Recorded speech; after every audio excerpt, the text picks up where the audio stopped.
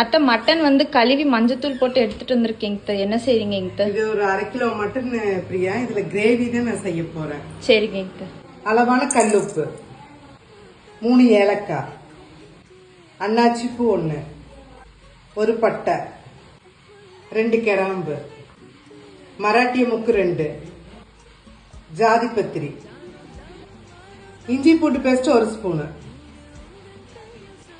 1 spoon தேங்காய் எண்ணெய், 1 கரண்டி தயிர். அத்தை மசாலா தூளுக்கு வரமிளகாத்தூள், மல்லித்தூள், கரம் மசாலா எடுத்து வச்சிருக்கீங்க. போடலாமாங்க? அதெல்லாம் வேண்டாம் பிரியா. ராதுஸோட கறித்தூள் போட்டாலே எல்லாமே இருக்குது. ஃபர்ஸ்ட் பேட்ச் ரெடி ஆயிடுச்சு. கீழே கொடுக்குற நம்பருக்கு கான்டாக்ட் பண்ணிக்கோங்க. இப்ப ராதுஸோட கறித்தூள் வந்து ஒரே 1 ஸ்பூன் தாங்க போடுறேன். சரிங்க.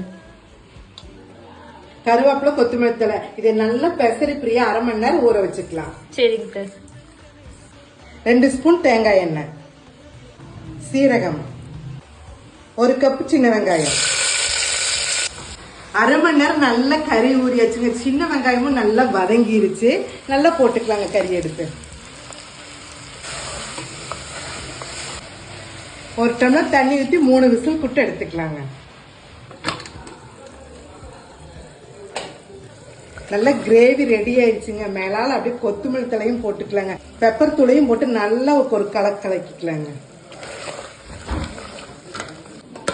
பாருங்க, இந்த மாதிரி கிரேவிங்க அப்படியே நடுவுல சாதத்து மேல வச்சு அப்படியே பிணைஞ்சு சாப்பிட்டாலும் செமையா இருக்கு. சப்பாத்தி, தோசை இதுக்கெல்லாமே சூப்பரா இருக்கும். நீங்களும் ட்ரை பண்ணி பார்த்து எப்படி இருக்கு கமெண்ட்ஸ்ல சொல்லுங்க.